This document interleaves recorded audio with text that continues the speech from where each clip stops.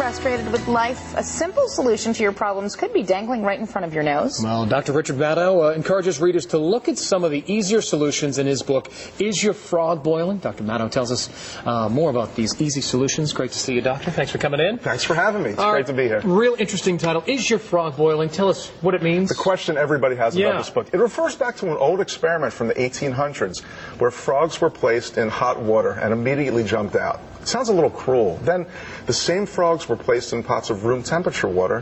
The temperature was slowly raised. They just sat there and boiled to death. So it relates to us because we're sitting and boiling to death. We are, and studies have just shown that 38% of Americans are happy in their relationships, and over 4 out of 5 hate their jobs. But what causes this? It's the slow changes. It's just like those frogs that are sitting there. They don't realize the water's getting hotter and hotter. They boil to death. Same with us. Those slow changes do us in every time.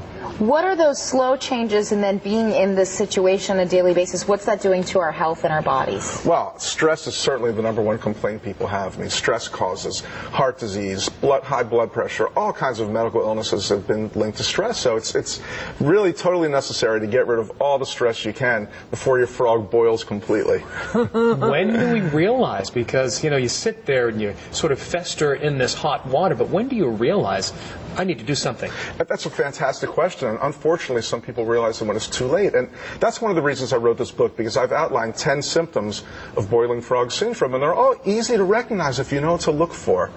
Also, I gave the symptoms really fun names, so instead of having some medical term to remember, you can think to yourself, hey, I'm having a case of spirolysis, or I'm lapsing into irritable bowel syndrome. Then once you recognize it, you can do something about it. Okay, give us 1 or 2 so we know what they are. All right, let's talk about irritable bowel syndrome. We all have it. It's when something happens to you, somebody says something you don't like, somebody cuts you off in traffic, and you react immediately, and you tell that person off, or you cut back in front of them, or you send out a nasty email. It's back to the old fight or flight response that cavemen had. They needed it to survive, but it actually works against us in the modern era.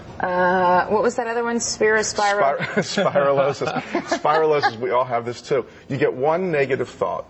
Let's say maybe you called a friend and they haven't returned your call yet, and you start thinking, oh, what happened? Did I do something to upset them? And then that leads to another thought. Oh, I'm never going to speak to them again. This friendship's over. The negative thoughts just spiral downward and downward and downward until you create your own mental drama that sucks you in. Very interesting one I have here. ESPN fever? ESPN fever has nothing to do with ESPN sports programming. I was like, my husband has that. It's not about being a sports widow. ESPN fever, it refers to ESP, extrasensory perception, predicting things in the future, but then you add the N and it makes it negative. And so many people predict negative things will happen in their future. Let's just say, for example, you're invited to a party. You don't know many people there, and you start thinking, oh, I'm going to be miserable, I'll be lonely, I won't know anyone, it's going to be the worst 3 hours of my life, how will I ever survive? You're projecting these, exactly, and then you wind up staying home and you miss an opportunity to do something that could have turned out excellently. So that's ESPN fever.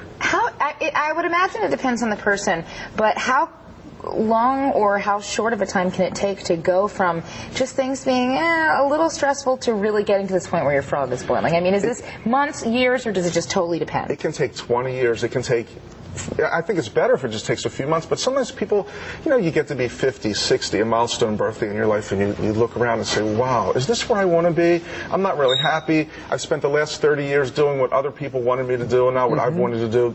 That's a frog that's really close to boiling. Richard, what does a person have to do to actually take those steps to go to that party that they might think they won't have? That is a fantastic question.